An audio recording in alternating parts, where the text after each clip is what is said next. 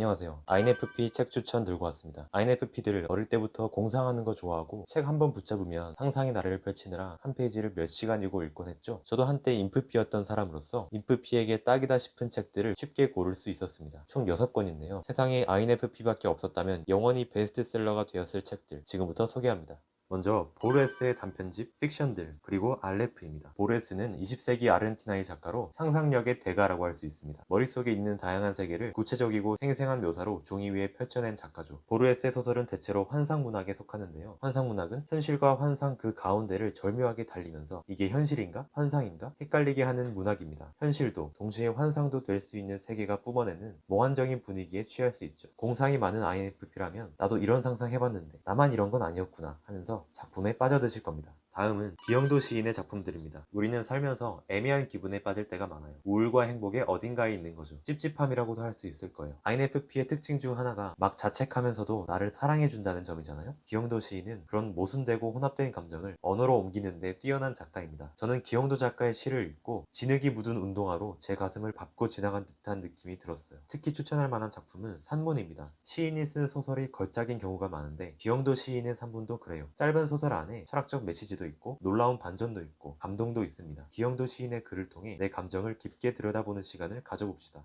세 번째는 캐롤라인 랩의 명랑한 은둔자입니다. 사교성이 뛰어나고 타인과 함께하는 활동을 즐기는 사람도 있지만 혼자 있는 걸 좋아하는 사람도 있습니다. 사람을 만나고 싶다가도 사실 마음속으로는 혼자 있기를 원하는 성격이죠. INFP 분들은 특히 공감하실 겁니다. 자신을 명랑한 은둔자로 자처하는 저자는 고독의 즐거움을 솔직하게 풀어놓습니다. 혼자 있다는 건 결코 남과 단절되는 게 아니죠. 오히려 인간관계라는 것을 되돌아보는 계기가 되기도 합니다. 무분별하게 사람을 만날 때보다 더 깊은 관계를 맺을 수 있는 거죠. 그래서 저자는 개인적인 이야기뿐만 아니라 다른 사람과의 만남, 이별 이야기도 들려줍니다. 그동안 내가 사교적이지 못하다고 생각해왔던 분들, 이제부터는 자신을 명랑한 은둔자로 소개하는 건 어떨까요? 다음은 이인성의 단편소설 당신에 대해서입니다. 여러분은 책을 읽으면서 작가와 대화해보고 싶던 적 없으셨나요? INFP들은 책을 읽다가도 갑자기 멈춰서 내가 작가라면 어떻게 이야기를 풀어나갔을지 상상해보곤 했을 거예요. 당신에 대해서라는 소설은 작가와 독자가 함께 만들어 나가는 이야기입니다. 물론 이미 작가의 손을 떠나서 인쇄된 글이지만 소설 속에서 작가는 끊임없이 독자에게 대화를 요청합니다. 독자가 참여하면서 완성되는 소설인 거죠. 일부를 들려드릴까요? 소설은 이렇게 시작합니다. 우선 이 글을 읽으려는 당신에게 잠깐 동안 눈을 감도록 권하겠다. 눈을 감지 않고 위에 비어있는 한 줄을 뛰어넘었다면 제발 아래에 비어있는 한 줄을 건너기 전에 꼭 눈을 감아보길 바란다. 재밌죠? 이 뒤로도 작가는 독자와 같은 경험을 하려고 계속 시도합니다. 기존 소설의 틀을 벗어나 새로운 책 읽기 경험을 하고 싶으신 분들에게 추천합니다.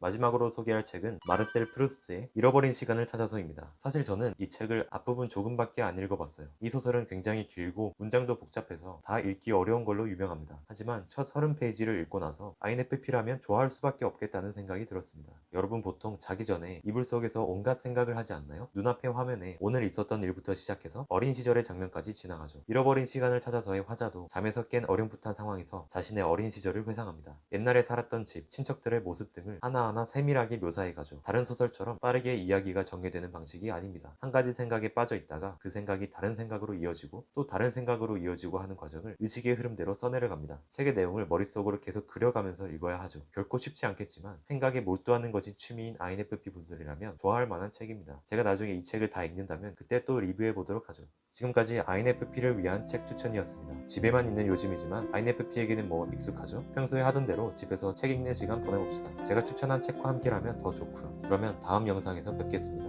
감사합니다.